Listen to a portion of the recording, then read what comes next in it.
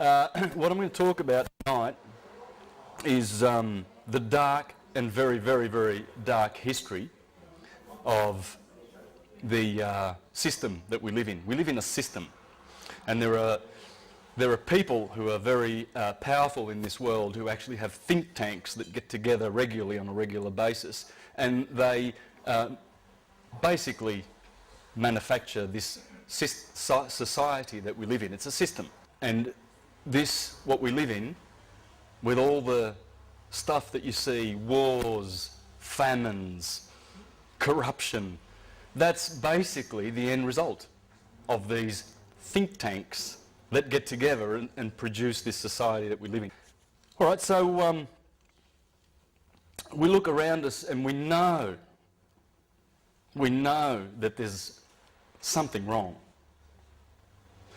Because your neighbour next door is a nice person, your family are nice, people you work with are nice.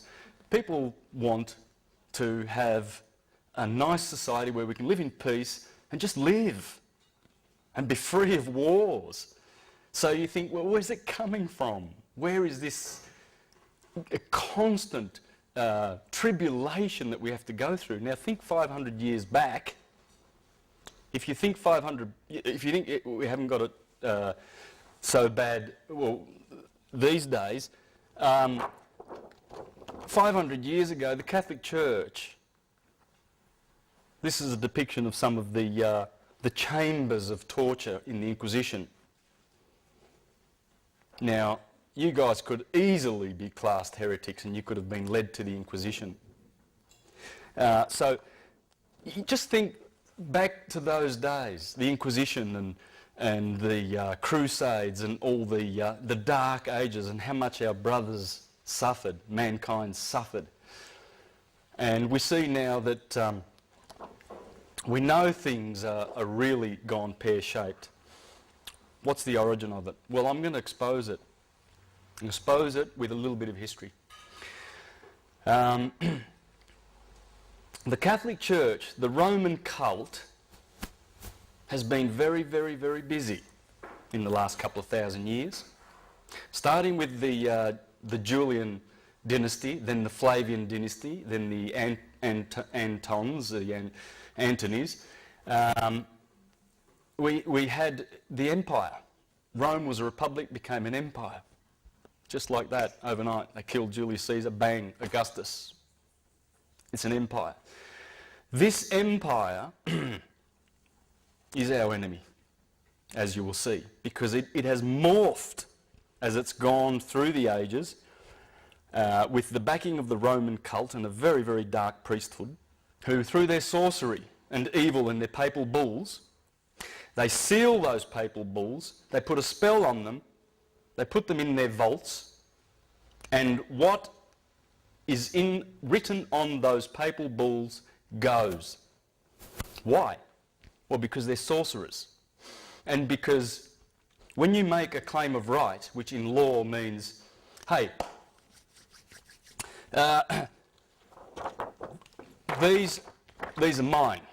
I'm claiming them. Well, I've got the highest claim of right because they're in my hands. I brought them here. The evidence is there.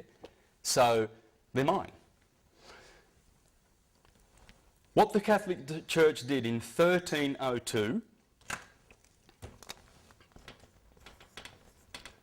very, very, very, very, very powerful date in history. Pope Boniface VIII,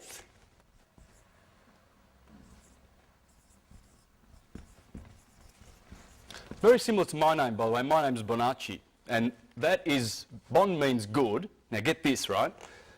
Face means to do in Latin. Do-gooder. This guy was a contemporary of Dante Alighieri. Dante Alighieri, who wrote Paradise, someone help me, the Divine Comedy. He condemned this guy to the bottommost parts of hell for how wicked Pope Boniface is, and you're going to see. This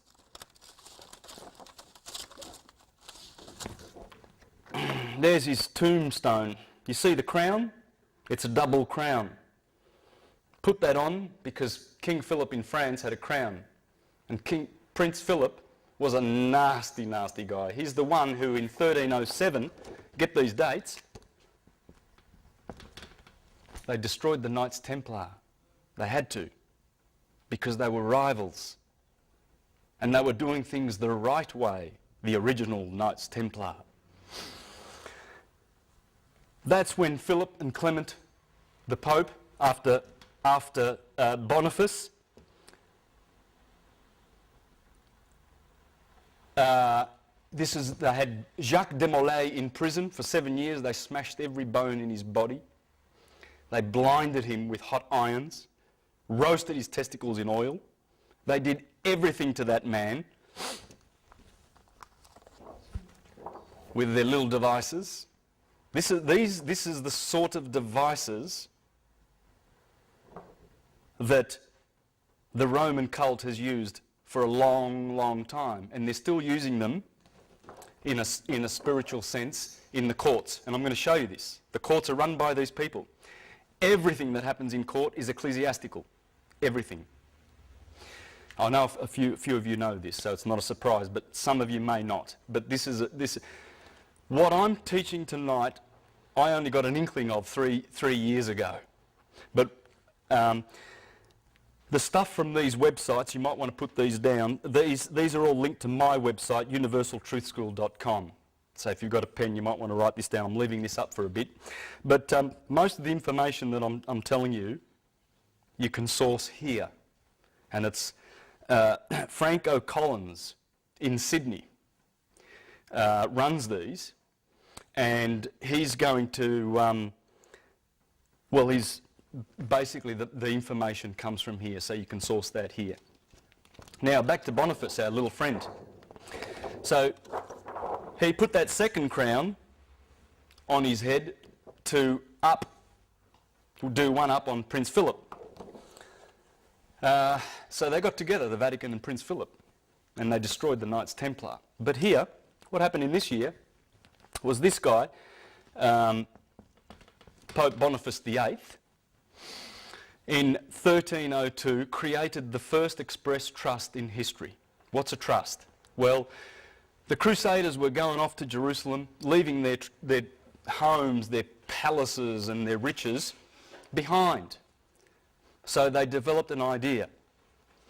They would say to their most trusted friend, I want to hand over my estate to you in trust, and I'm off to Jerusalem, I'm fighting for Christ. That's what the Crusades are all about, isn't it? That's another story. Anyway, so when I come back, you're my best friend, you're the best person to give my property to in trust, so he becomes the trustee, the owner of the property. What would happen was some of these knights would come back, and the guy their best friend that they left these treasures with got used to the treasures and decided that they would keep them. And guess what? The courts would not support the knights because the trustee had the right to keep the property. That's how the trust started. It worked. They worked for most people, but for some of them, they didn't get their property back. What happened was this guy and the Catholic Church, always desiring to control with their inquisitions, decided that they would create the first express trust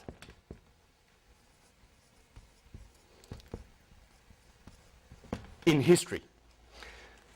All right, that trust is called Unum Sanctum.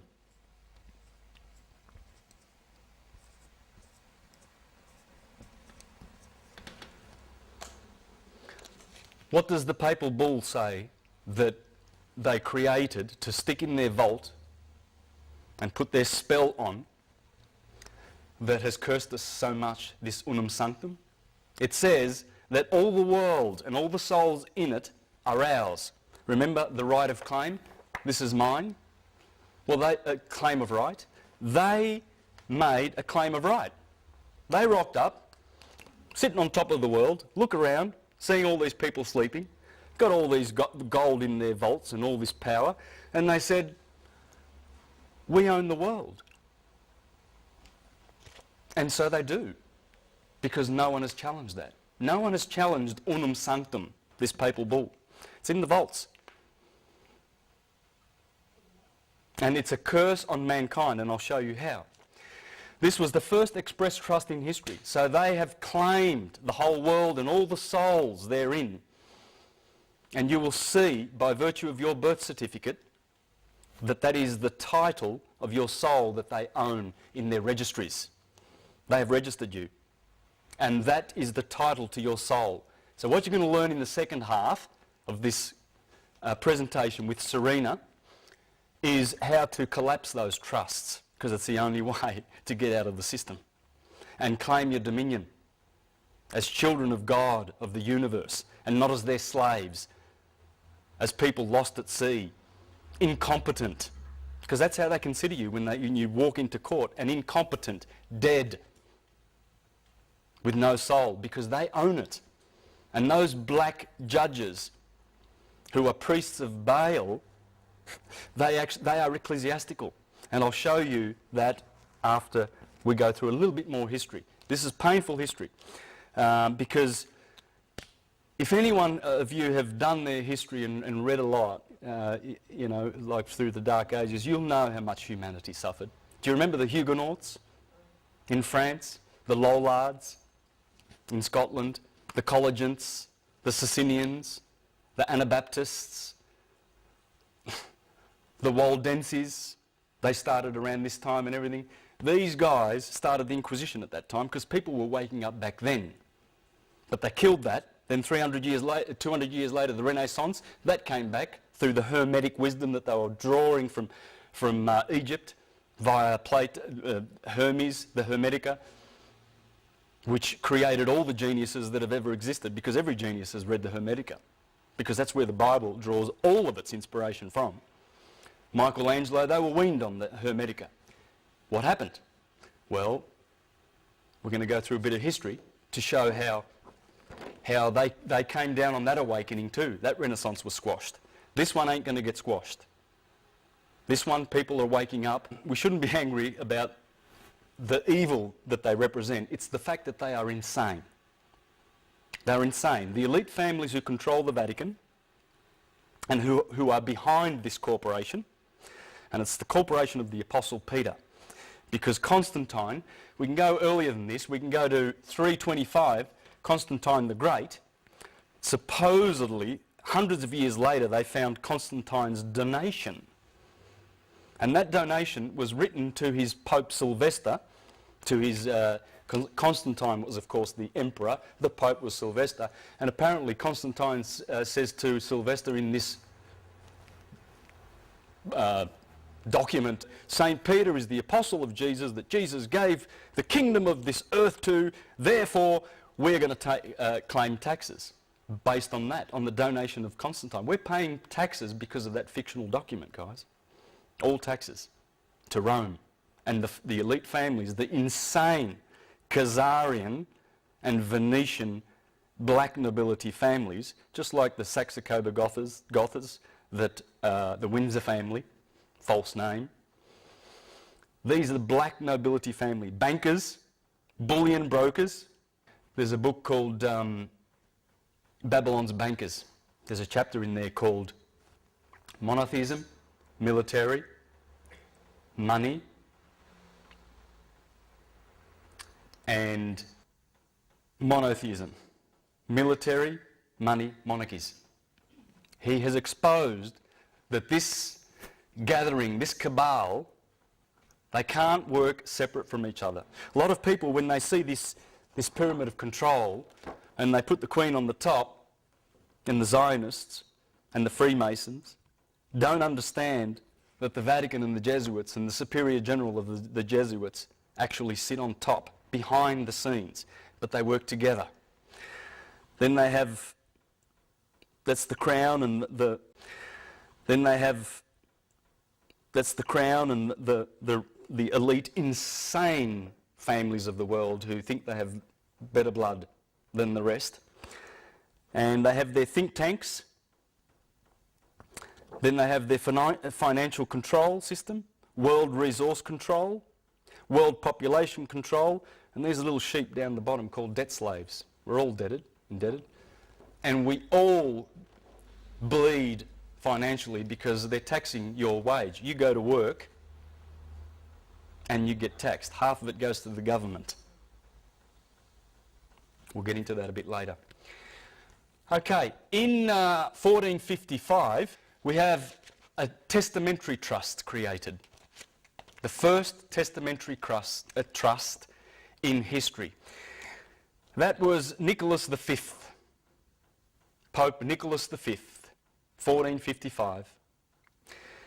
This was, bear in mind at the time, it's only like 20 or 30 years before Christopher Columbus sailed off to discover the Americas, right?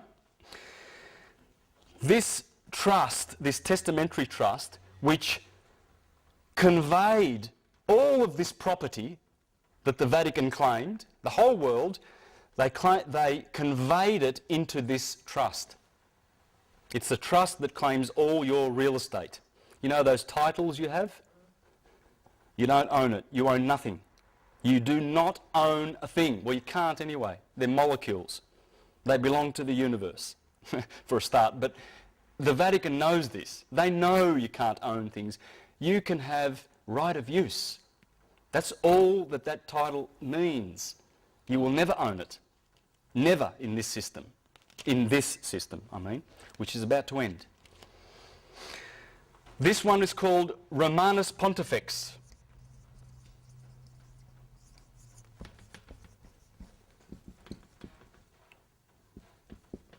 Romanus Pontifex. This one is crown. This is where the crown originated. Remember that double crown? That's going to morph into a triple crown because there are three trusts. This is the first one. There's two more to come. See that triple crown? That's called the tiara, the papal tiara, or the triregnum, the three kingdoms. What are those three kingdoms? Well, this is one of them. This is their fictional kingdom that they created. Remember Shrek and the king and his fictional characters? Same deal. Exactly the same deal. There it is in modern times. This pope wore it. The last three popes refused to wear it. And there's Pope Boniface. That's him. That's who Dante confined to the bottommost pits of hell. And he and his successor pope did what they did to the Knights Templar. Very important, because they stole the Knights Templar technology and corrupted it like they do with everything for power and control. In 1481, now get this, 11 years before Columbus set sail, another trust. Now these three trusts, by the way, in the incipit of the trust, which is the introductory words of the trust, the testament, or the bull rather, it's the bull, the papal bull. The incipit says, for a perpetual remembrance. That's trust. Right? Now, this one's called attorney.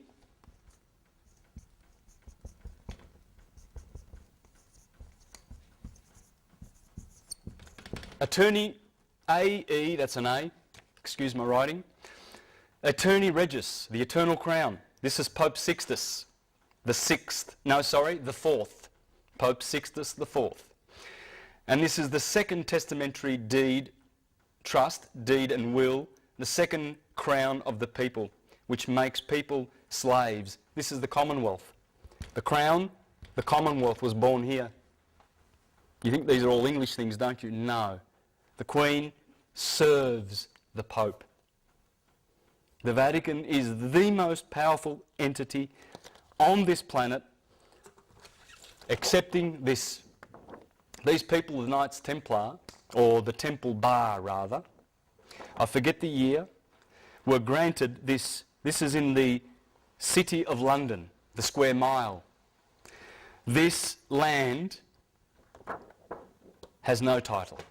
That is the only land in the Western Hemisphere, or you could say the world, because As you'll see, this system has spread its tentacles all around the planet, but mostly in the court systems, in the Western court systems, which I'm going to show you.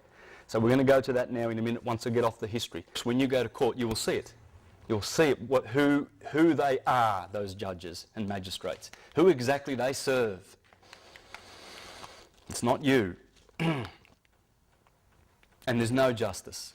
There is no justice. That's why you wonder when you hear these outrageous things that happen in court. People, innocent people who were speeding or something, who had some marijuana and they're in prison.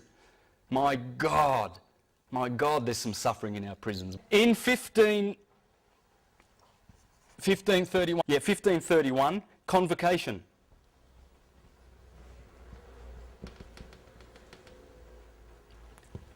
The third trust. This one takes away your real estate. When you register with your birth certificate, that number is the number of these 3 Cestui KV trusts. Learn this word.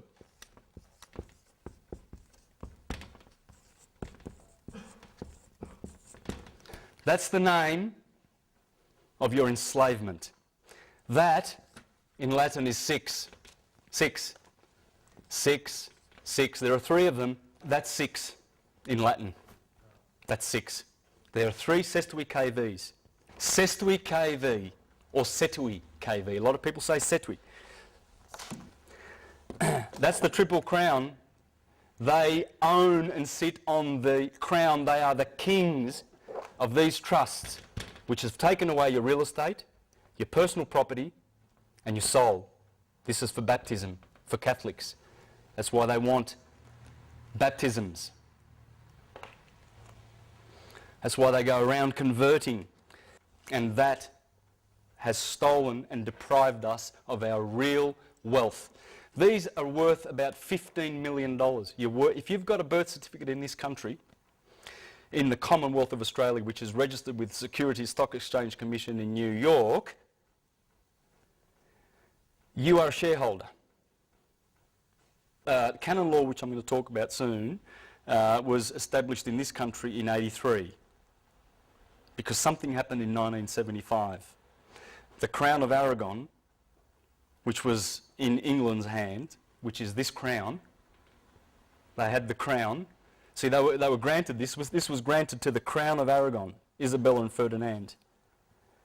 Well, General Franco took that when he became king in 1975, went back to Spain. It was originally for Spain, created at that time before Columbus went to America. And when Columbus comes back in 94, he signed the Tesadillos contract with the King of Portugal, with the approval of Alexander, Pope Alexander, back in Rome. So they have the title for all the Americas. And they're just Cestui KV accounts. That's all they are, trusts. Everything is a Cestui KV. Everything goes back to these trusts. Now, what I'm going to show you is when you go to court, it's trust law. They're administering these priests of Baal, of Saturn, who is Satan, and remember, as Virgil said in the Aeneid, we the Latins, everyone knows, are Saturn's people. Latin, L is replaced, you just take the S away from Saturn and you put L there. Same word. Latin is Saturn. It's the same word. L is L, that's another name for Saturn. That's why you can say Latin. But the Latin church, that's why they speak Latin. This is all Latin. And even they know they're Latin because it's Satan's church. They dress in black. They are the Grim Reapers. They are reaping our souls. The souls belong to them. I saw this the other day on the internet. I thought I'd copy that and show you. There's who they are. The Grim Reaper is black. That's why they wear black. They are ecclesiastical. We'll go through that in a minute. I saw this on the internet. Isn't that appropriate? Remember the Austin Powers? 1 million souls. Yeah. No souls are enough. They love devastating souls, sodomizing souls. How much pedophilia is in this church? How much? It's coming down. It's coming down. The Jesuits, did you hear about this? I'm sidetracking a little bit, but in one of the largest settlements in the Catholic Church's sweeping sex abuse scandal, an order of priests has agreed to pay $166 million to hundreds of Native Americans and Alaska natives who were abused at the order's schools around the US Pacific Northwest. The settlement between more than 450 victims. Imagine if you were one of them. We don't think about it, but yeah, and how many of those people committed suicide? Those ones that are left to fight, if they've got any fight left in them after they've been sodomised and abused by these criminals. And the Oregon province of the Society of Jesuits, anyway, they apologised. The settlement is believed to be the Catholic Church's third largest in the sex abuse cases, behind the Los Angeles Diocese, which agreed to pay $660 million to 508 victims, and the San Diego Diocese, which agreed to pay $198 million to 144 victims. It's just a drop in the ocean for them for all the wealth that they have, but nonetheless it will bring them down because it's coming in crashing, thundering. Why do they do that? Because they're abusers. But are they taught at preschool to do that? Are they brainwashed to do that? It is part brainwashing, yes. They've been indoctrinated. They've been indoctrinated and they've been mind controlled. It's all mind control. All of this. It's all mind control. It's all filthy mind control. In that city of London, which I'm going to show you, this is what Franco Collins is talking about. There's Jerusalem, the Holy of Holies, the Middle Temple and the Outer Temple. That's what they've done in the city of London. That's the city of London. There are 3 cities in the world that do not... well, let me put it this way. There's 3 cities in the world that run the show. DC, Washington, it's just a square mile, a couple of square miles. City of London, where the Temple Bar is. The Temple Bar is in there. That is the only piece of land in the world that is over and above the Vatican. Remember that? I showed you that? That's in the City of London. It has to be, because this is the inner temple. It's the same as, this is the New Jerusalem. That's why they sing the song about New Jerusalem, the most popular song in the British Commonwealth, isn't it? Because they created the New Jerusalem. They were given the New Jerusalem. There it is, in the City of London. The Middle Temple, the Inner Temple, and that's the Outer Temple, based on that system that the Templars brought back from Jerusalem. It's a system of slavery, because the ones who are in the Outer Temple, they are the Gentiles, or the Goyim, or the scum of the earth. They're the ones that get taught exoteric religion. For instance, that Jesus Christ is pure history. When they were teaching Jesus Christ 2,000 years, 3,000, 4,000, who knows how many thousand years, in India as Krishna. His name was Yes Krishna. And in Egypt as Horus. And he wasn't historical. They made it up. The Romans did that, the Julian family did that, and the historical. They made it up. The Romans did that, the Julian family did that, and the Piso family. This is a guy, Roman Piso, elite. This is one of the elites of the world. This is one of the richest of these families. They invented the whole historical thing and put it into the Bible so that it would appear to be history, so that they could keep people in the outer temple and then enslave them. This is the New Jerusalem, guys, that has enslaved us. And that's why the judges refuse to have any kind of conscience and any kind of love and any kind of justice in their courts. They know they've got no right to send little boys into the prison. Why do they send them to prison? Because they're getting commissions. They get $160,000 because they create what's called a constructive trust. When you go to court, they make a constructive trust. And you're going in as the beneficiary of the trust, of the Sestwi KV trust, that has stolen all of your wealth, all of it. You have nothing until we collapse the trust, and that's what Serena's going to be doing in the second half. She's going to teach how to collapse these trusts. This is the 666, the mark of the beast, the mark of the fool.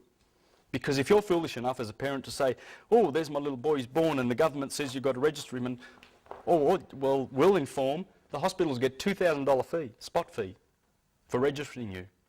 That's why the nurses there are you going to register him? Yes, register. What does register mean? Well, I know what that means. That means king. You're giving over to the king. All capitals is a fiction. It's a corporation. And it's connected to this. This is why a lot of people go to court and don't understand why they lose. They don't understand what's going on, the jargon.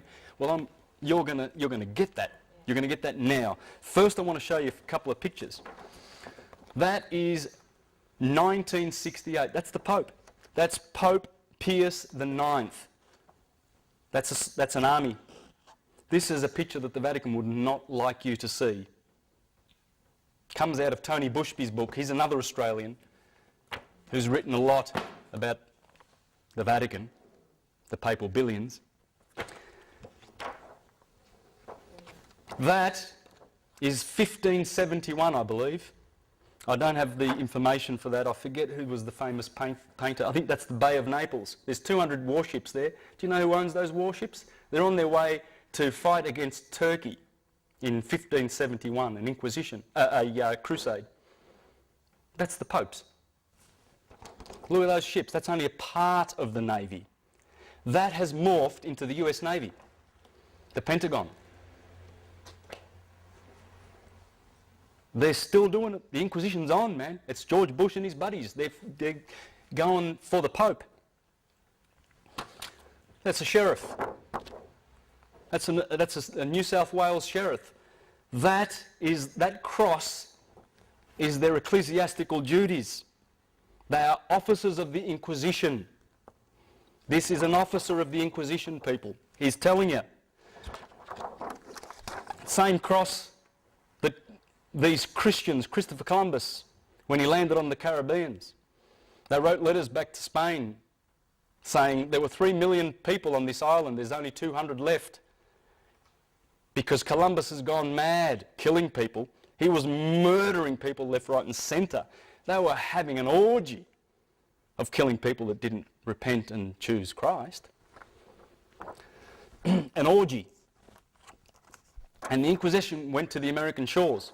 That's Pope Julius being stoned. This is a famous painting, by the way, being stoned by Matthew, Mark, Luke and John for how evil he was. Pope Julius. Good old Michelangelo gave us a nice little picture of Pope Julius sitting on the toilet seat for how much he loved him. There's a good reason why I'm showing you all these pictures. That's what Michelangelo, that's one of his sketches, Pope Julius, for how evil he was.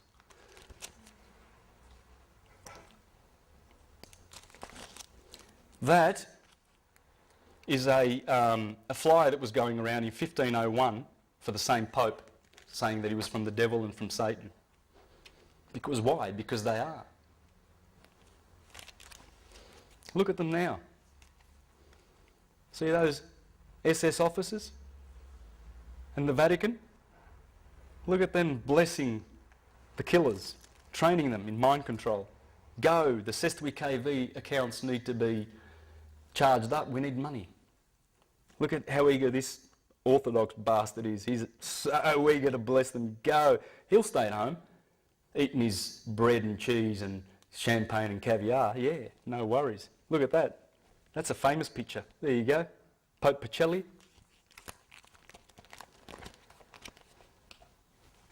There's a reason why I want to show you that. I want to share that with you guys. Now, let's get into this. What I'm going to do now is show you how the courts work. It's all ecclesiastical. Okay, and this is very sad, but we need to know this. It's cruel. It's absolutely cruel, the poor young boys that go in to court with a lawyer. The lawyer's working for the Sestui KV accounts. The prosecution is, the clerk is, and the judge is. And you bring a lawyer with you to prove that you're a ward of the state, that you're lost at sea. So you need a Sestui KV account, someone to manage all your wealth. They've stolen it. A court room. So let's make a little courtroom here. We've got the judge here, we've got the clerk over here, and you and the prosecution, okay? Every trust has a trustee, a executor, and a beneficiary.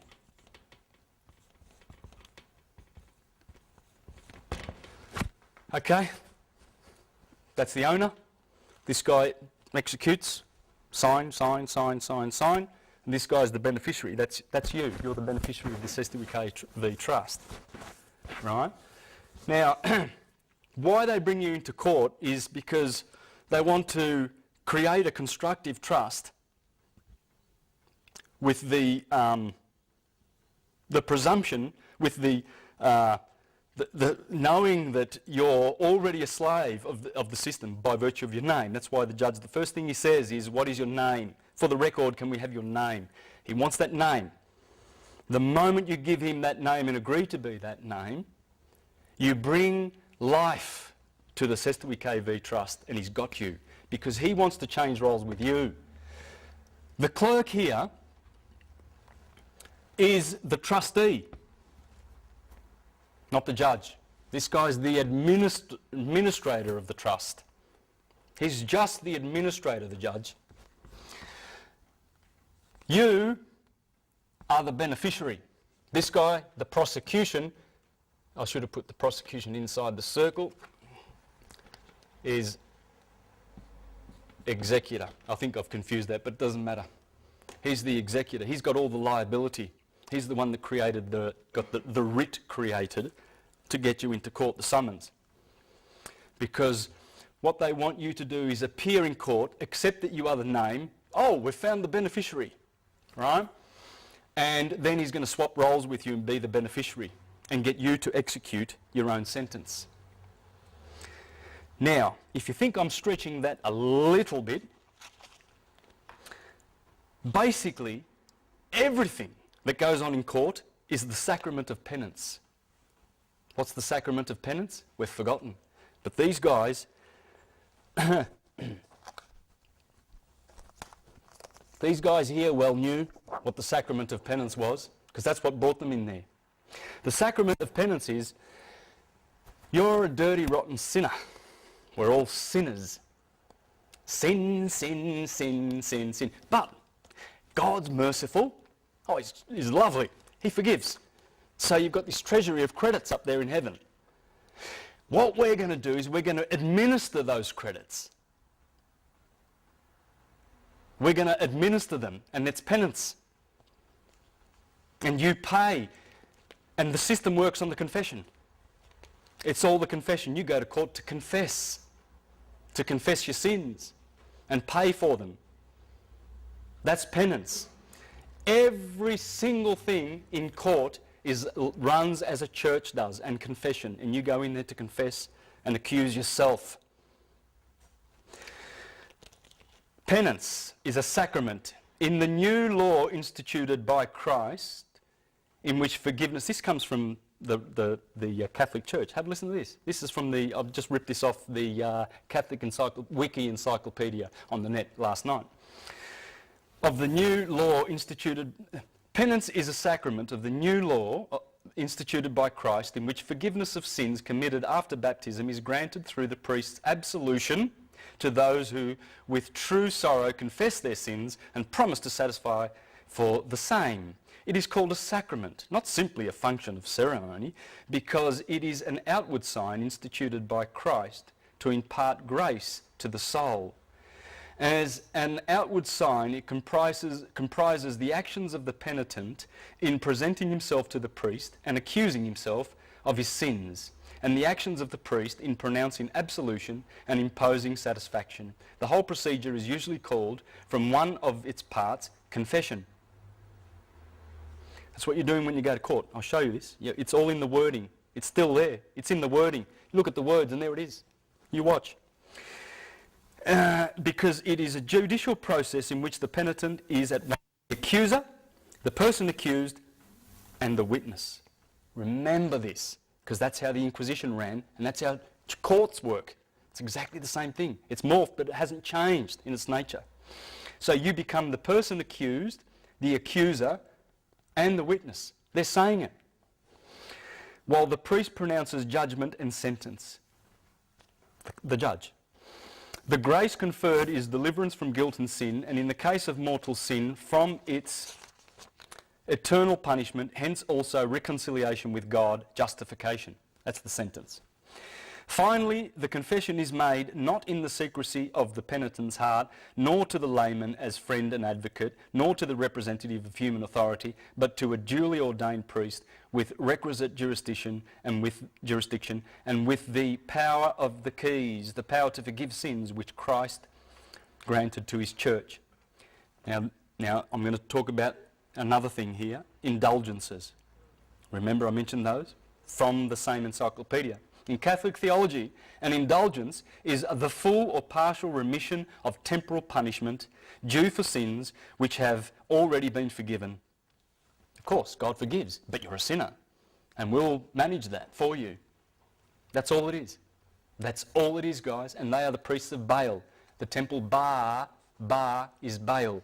Baal is Satan. It's the church of Satan. They're the Grim Reapers in black.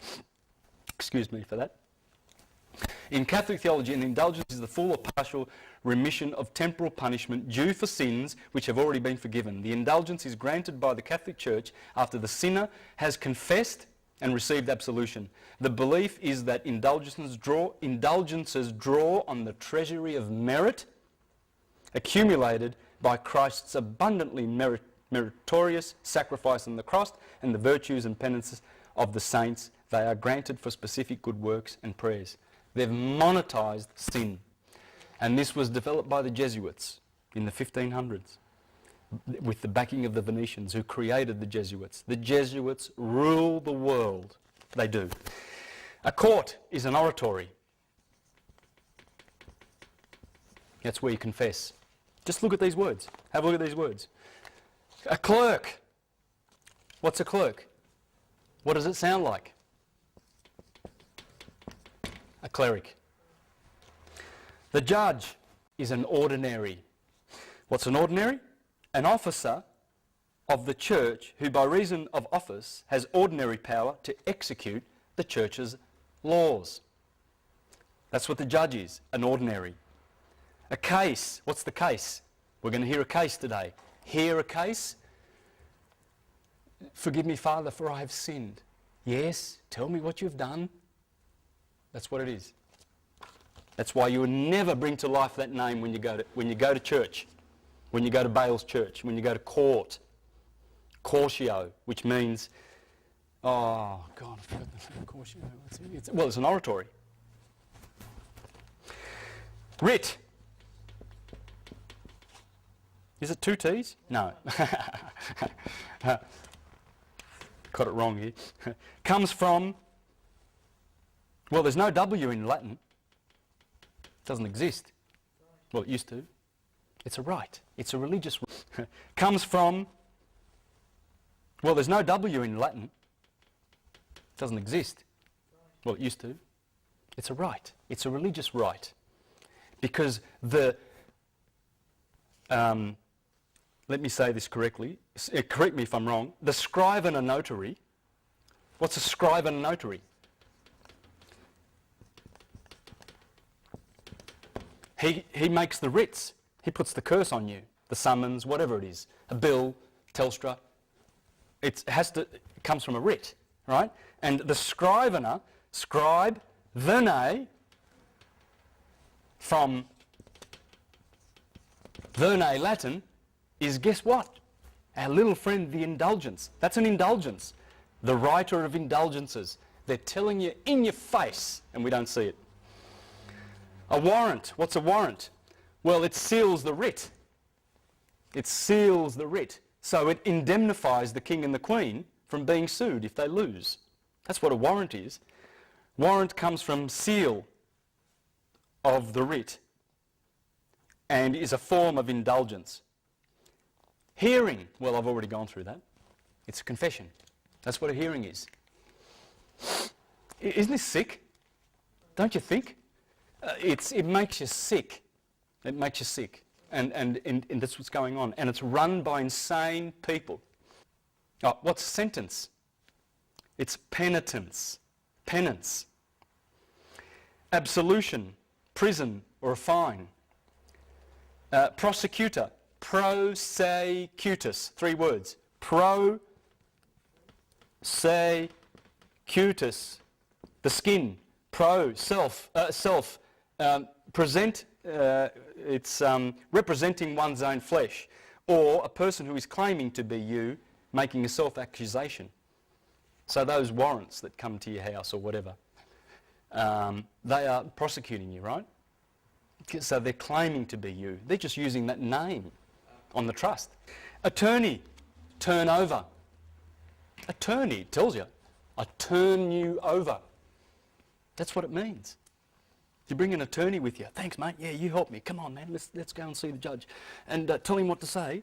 You tell him, and guess what? You find yourself in prison and you look at your attorney and he goes, well, I tried, you know. I said, they work for the same guy. They're all getting commissions. That's why the prosecution is always required to bring their checkbook to court. Because if they can't get you to swap roles with him, you become the trustee, he becomes the beneficiary, and get you to prosecute your own sentence. If they can't do that, they bear the liability. They're going surety for it. They're prosecuting. So they're bringing the liability. They're charging your trust account. So in a beautiful, on the websites that I showed you, on this one here, Spiritual Economics Now, you can go there to a page. It's beautiful. Please read this. This is the best 5 pages I think you'll ever read by Franco Collins. Right? All those websites are linked to my website, the top one, Universal Truth School, or you can go straight to them. But if you go here, you'll find the links. You can get to all of those. And in here is the information that Serena's going to share with you next about how to collapse these trusts and how to create ecclesiastical deed polls and to create a new birth certificate. That's called a live born record. Right? And I have a new trust number, and I have a universal, not a Roman date for my birthday. Anyway, Serena will be making that a little bit clearer. What do you say in court? Court. Who's who and what to say. This is what Franco Collins suggests, and I'm going to finish up with that and tidy up. Serena will do her bit after we have a break, and then we can do some question and answers after that. All right? And believe me, Serena's got some beautiful things to share with you because she is really, really leading in Victoria and spearheading this technology. So. But the most important thing, guys, is to get on here. There are audio files. You can listen to, there's about 16 audio files on talkshoe.com, is it? Or .org? It's .com. You'll find it, there's a link to it here in these. There are links to it. But you can download Franco Collins' audio files and learn all this. I've just been learning this in the last 3 months. This is what to say. We all know from our indoctrination, programming and schooling that judges are impartial and have sworn an oath to this effect. This means he must not favour either plaintiff or defendant, but our experience reveals that he does indeed favour the plaintiff, indicating a glaring conflict of interest. That the prosecutor, judge and clerk all work for the state, the owner of the Sestwi KV Trust. So, as the case is not about justice, it is about administration of a trust. They all represent the trust owned by the state, and if we are beneficiary, the only 2 positions left are trustee and executor. There's only 3 positions connected to these trusts. And the state, the Vatican, owns them. So if you detect the judge's impartiality, although I doubt the case will get this far, you might want to let him know that you know this. If you consider court as entertainment, and if you can stand the evil emanating from its offices, the fear, the angst oozing from the walls, and the treacherous atmosphere, then go, knowing that under trust law we cannot be trustee or executor of a trust, while being beneficiary, as that would be a conflict. The position of beneficiary may lack clout, but the other positions hold liability. Remember, he brings the writ, he brings the case to court, the hearing. Come and confess, you've been accused. Talk to the judge, tell him what you talk to the priest of Baal, he's dressed in black there all for you, monetising sin, pay, because what they do is they dip in to our Cestui KV accounts because they've got our numbers. There's 3 numbers: birth certificate number, tax file number, and social security number. They are the 3 major numbers. There are other numbers. They're the numbers that follow you around all your life for 75 years.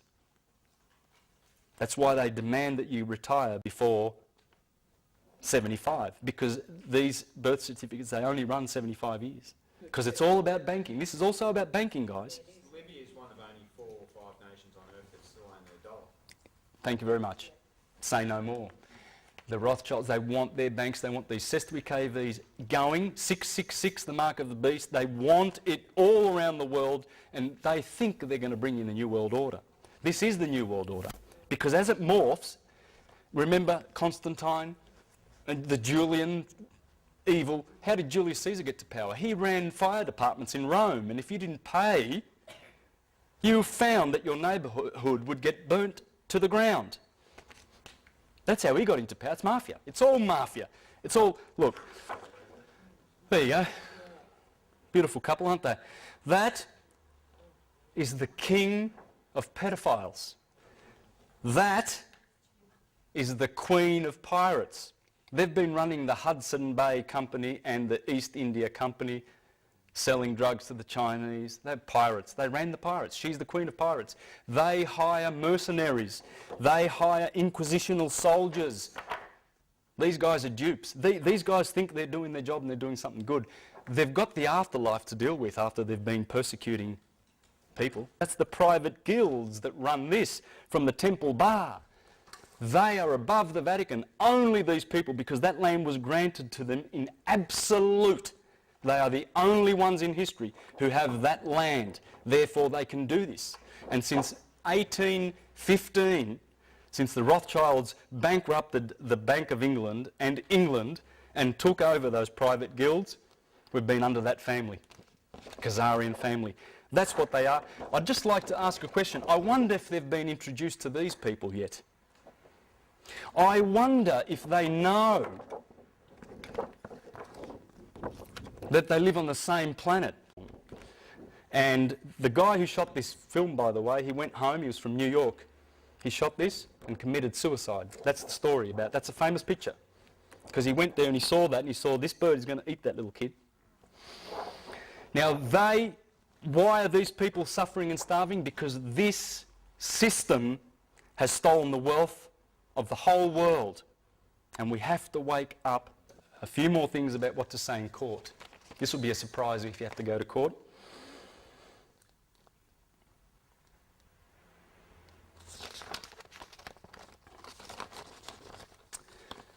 When the name of the trust, example John Doe, is called by the judge aka administrator aka trustee, you can stand and ask, are you saying that the trust which we are now administering is the John Doe Trust, Your Honour? And you watch him turn white. The moment you, what's the word? In the moment you just show an inkling of that knowledge, because they are hiding this fact, they are denying that they're operating trust law.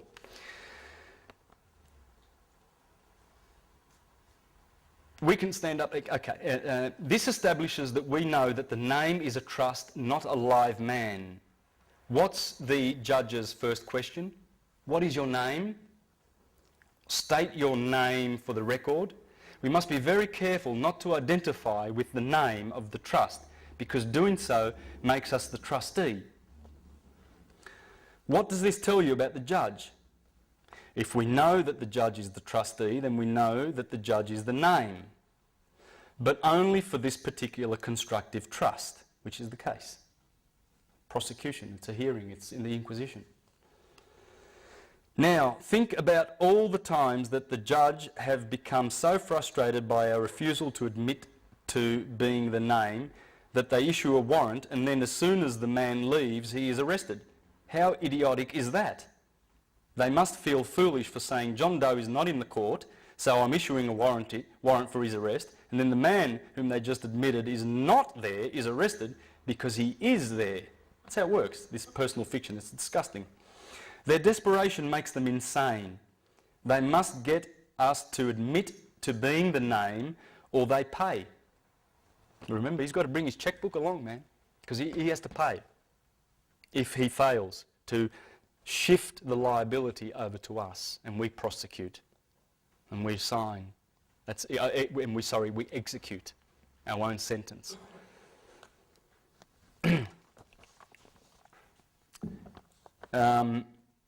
This is beautiful, what you're going to learn here. This is really, really beautiful.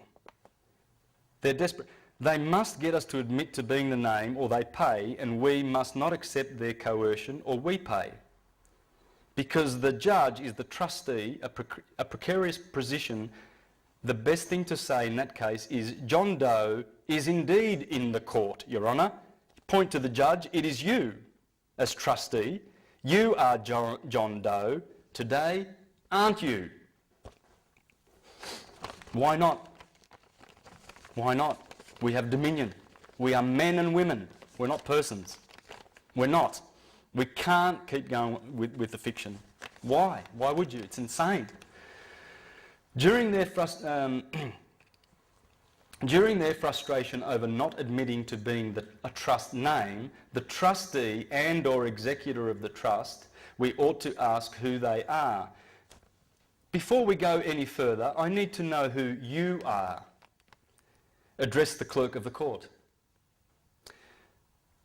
The trustee for the Cestui KV Trust owned by the state province.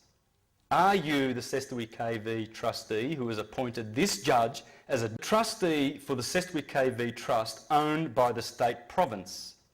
Are you the Cestui KV trustee who has appointed this judge as administrator and trustee of the constructive trust case? Number. Did you also appoint the prosecutor as executor? Did you also appoint the prosecutor as executor of this constructive trust? Then point to the judge. So you are the trustee, then point to the prosecutor. You are the executor, are you not? And I'm the beneficiary. So now we know who's who, and as beneficiary, I authorise you to handle the accounting and dissolve this constructive trust. We have the power to do that. Dissolve this hearing. I don't want to accuse. I'm not into sin. I'm divine. I'm from heaven. One heaven. I'm a spirit. I'm not the dead. This is what they consider us. This is how they do it. Lost at sea, abandoned, filial, minor or incompetent, ward of the state, etc. Because that's why they made the trusts. They made them for a ward of the state. There's someone who's incompetent, you know, like if someone's,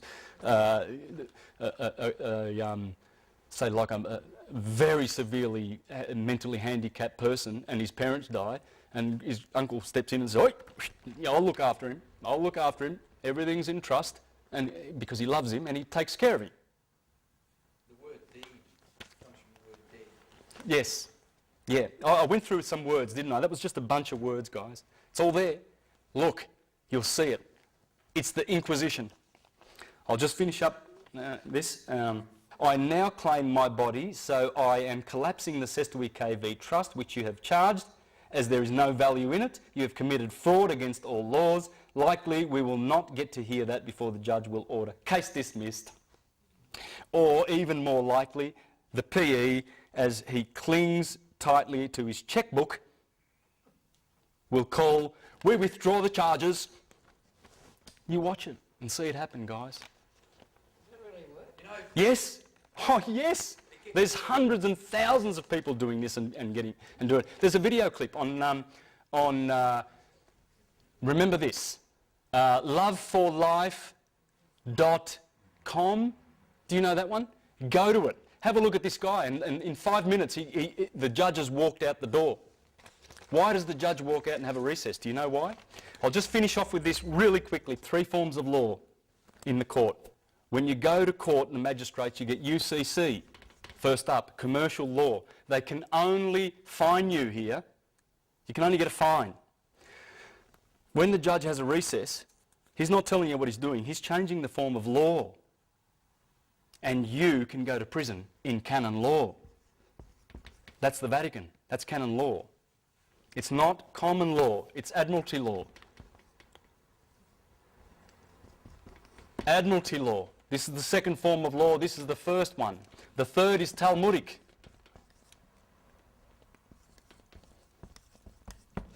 From the Bible.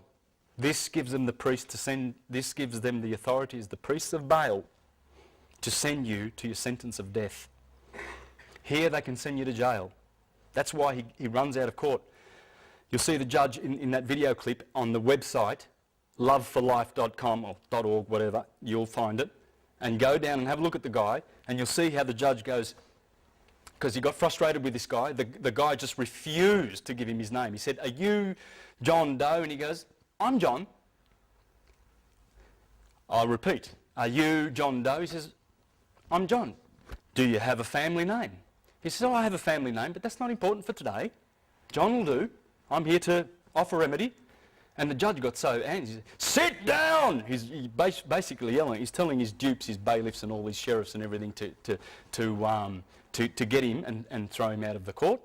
And he says, "Don't do that. You'll be dishonouring a court official," because he'd already given his documents to the bailiff. And once those documents are on that bench, that's it. They can dishonour that. And it's very, very dangerous. Anyway, the judge got frustrated and he goes, "We're going to have a recess." And the guy says, "How long? I haven't got all day. How long are you going to be?" And anyway, the judge opens the door and walks out. Just as he walked out, he realised, he says, "The judge has jumped ship," because that's what this is, a ship. Remember, it's admiralty. It's the law of the high seas. He's in his ship. He's in his boat. So he immediately announced, he said, "For the record, the judge has jumped ship. He's abandoned ship. I, as a sovereign in this court, take authority. Case closed. With prejudice. Have a nice day." And just walked out. Okay? This is the power you've got. If they adjourn the case, that's fine. It stays in the same court. If the judge says we're going to have a recess, that's when you step in and you say, "Your Honour, I don't consent." Because it's an offer. They're administering the trust. You don't have to go to jail. You don't have to consent. The jail is just a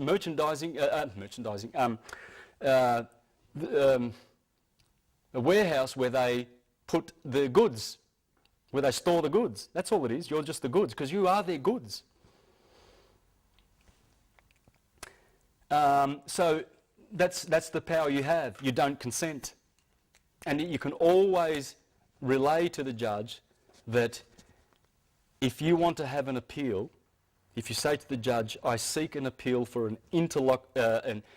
I seek leave for an interlocutory appeal on a matter of law," remember that sentence, "I seek leave for an interlocutory appeal on a matter of law," if you say that, then the judge is going to be very, very reluctant to let you go to appeal, because then he misses out on his commission. It's all about commissions. They're getting paid and they're addicted to the payments that come from it. The thing is about honour. You can call the judge your honour, you know, because if you have more honour than the prosecution, who are liars, and if you go in there honourably in every way, treat the judge with respect, and you will win.